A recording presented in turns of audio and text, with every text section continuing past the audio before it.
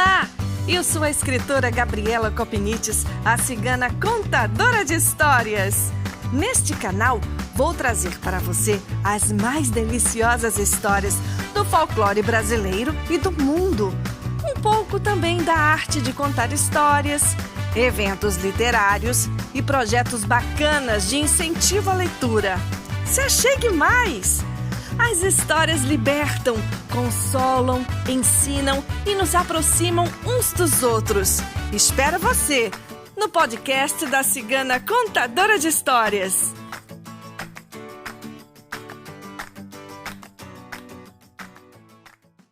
Essa história que eu trago para você hoje é uma das várias histórias sobre um mito africano da aranha Anansi.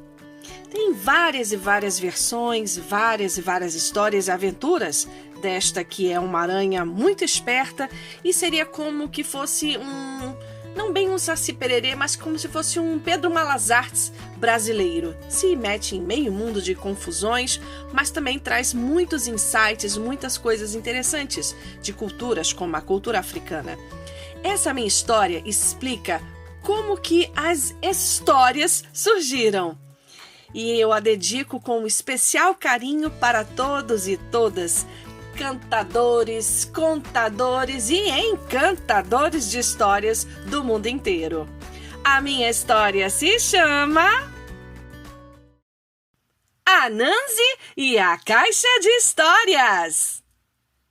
Depois que se acostumou, Anansi achou até bastante conveniente ser um homem-aranha. Eu explico. Ele não começou a vida dessa maneira. Anansi já foi um ser humano bastante comum, com uma esposa chamada Aso e um filho chamado Nintikuma. E um senso de humor muito questionável. Aliás, foi o humor que o meteu em encrencas. Anansi gostava muito de aprontar e, infelizmente, não sabia quando devia parar. Pois um dia, a vítima de uma dessas brincadeiras ficou tão irritada que lhe deu um tremendo de um soco. Na verdade, o soco foi tão forte que partiu Anansi em muitos pedacinhos pequenos. E quando ele conseguiu juntar todas as suas partes novamente, descobriu que havia se transformado em algo completamente diferente. Ele agora tinha um corpo plano, 8 pernas e alguns novos apêndices e habilidades estranhas. Não era mais um homem. — Oh, que estranho! Observou Anansi olhando para si. — Oh! Gritou sua esposa Aso. — Incrível! Comentou o filho Nintikuma. Quando se olhou no espelho, Anansi tendeu a concordar com a esposa. Uma aranha gigante era bastante feia. Mas então ele descobriu que podia voltar a ser um homem quando quisesse. E decidiu que ser um homem-aranha estava tudo bem. Esses acontecimentos foram há muito tempo. Muito tempo. Se bem que algumas pessoas ainda se lembram. O mundo era bastante diferente naquela época. As divindades viviam nas nuvens, humanos e animais viviam na terra e às vezes se visitavam mutuamente. Não havia muito o que fazer. Embora a maioria dos animais, humanos e divindades parecessem perfeitamente contentes com as coisas do jeito como estavam, exceto o Anansi. Ele logo descobriu que ser um homem-aranha não o tornava mais esperto nem um mundo mais interessante. Animais, pessoas e divindades ainda ficavam muito zangados com ele quando ele os fazia de bobo. E às vezes ninguém queria falar com ele. Um ser tão estranho, nem homem nem aranha, algo no meio. Um dia, Anansi ficou tão entediado que não aguentou ficar na terra. Ele lançou um longo e forte fio de seda, de aranha, para o céu e subiu até as nuvens para ver o que os deuses estavam fazendo. Não havia muita coisa acontecendo lá também, Mas foi então que a Nancy notou pela primeira vez a caixa. Não era de ouro nem de prata, não brilhava com magia. Era apenas uma caixa de madeira. E embora lindamente esculpida e bem polida, não parecia algo assim especialmente valioso. Então, por que será que o Deus do céu, Nhame, sempre a mantinha ao seu lado? A pergunta incomodava Nancy tanto que ele perguntou a uma divindade menor sobre isso. O que tem dentro dessa caixa, afinal? Dizem que está cheia de histórias, respondeu a divindade. O que são histórias? A Nancy se perguntou. E a divindade respondeu, eu não sei, nunca vi uma. E a divindade saiu então para tirar uma sonequinha em uma nuvem. A Nancy não conseguia tirar a caixa de madeira da cabeça. E o que quer que estivesse dentro dela, meu Deus, que mistério! Talvez histórias sejam algo para comer, ele pensou. Talvez sejam algo para vestir. Talvez seja algo valioso. Mas Nhame nunca abre aquela caixa. Poderia haver algo perigoso lá dentro? Tentando não parecer muito interessado, a Nancy perguntou casualmente ao Deus do céu se ele venderia a caixa de madeira. Tudo o que ele recebeu em resposta foi um olhar que fez ele correr para um buraco em uma nuvem. Mas eu vou te falar uma coisa. Quando o Homem-Aranha se decidia por algo, pense na teimosia. Ele não desistia de jeito nenhum.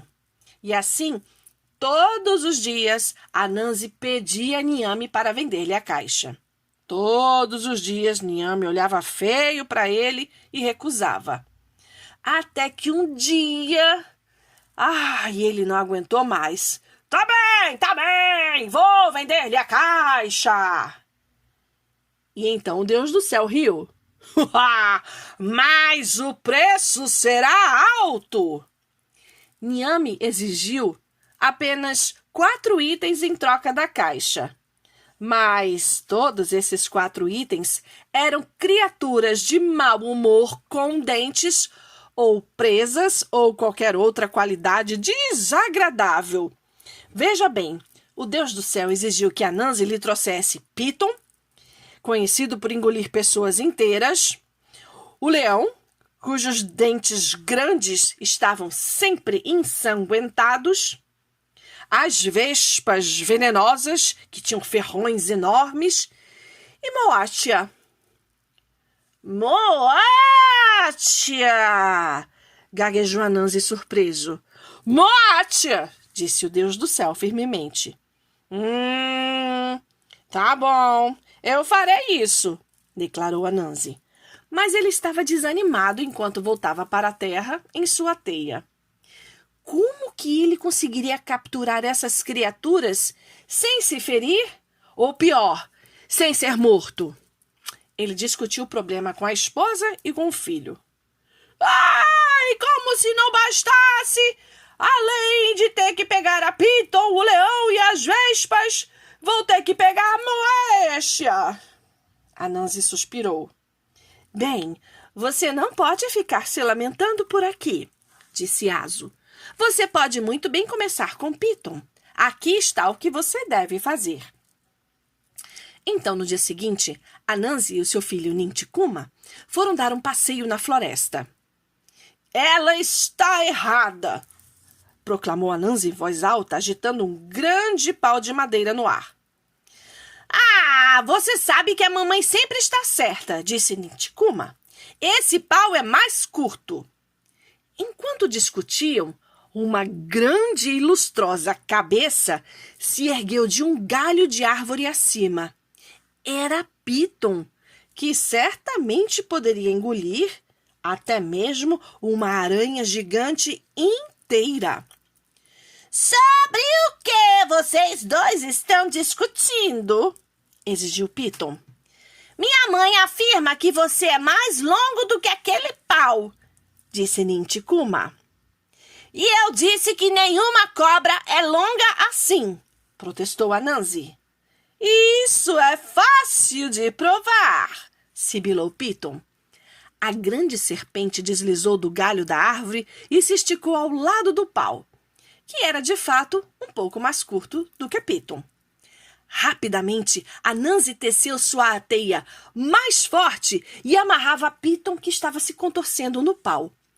Quando a cobra não podia mais se mexer, eles pegaram o pau e o carregaram, com a Piton presa, até o Deus do céu. Niame olhou e falou: Ah, muito bem, a Piton está aqui, mas a que eu saiba, a sua tarefa envolvia outros seres. Ou seja, você ainda não terminou, então nada de caixa. Anansi e Ninticuma voltaram para a terra para conversar com Aso. Isso foi fácil, gabou-se Ninticuma. Mas eu ainda tenho que pegar Moéstia, gemeu Anansi. Deixe Moéstia por último, disse Aso. Essa artimanha de quão grande você é funcionou bem com Piton. Leão também não é muito esperto, então aqui está o que você deve fazer. No dia seguinte, Anansi e Ninticuma levaram um grande saco até a pedra onde o leão estava dormindo ao sol. Eles fingiram discutir novamente. Claro que ele não vai caber aí dentro, proclamou Anansi. É um leão realmente grande. Mamãe sempre está certa, Ninticuma começou. Mas o leão, cujos dentes certamente poderiam perfurar a pele de uma aranha, bocejou e se sentou antes mesmo que eles terminassem aquela pantomima. Claro, o leão deixou que eles experimentassem o saco nele para ver o tamanho. E rapidamente eles amarraram o saco e levaram o leão para Niame. Nossa Senhora, como é que o leão caiu nessa? Meu Deus do céu!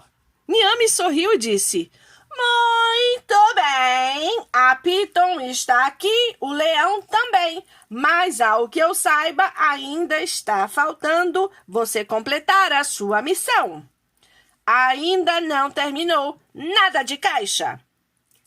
Anansi e Ninticuma então voltaram para a terra para conversar com Aso.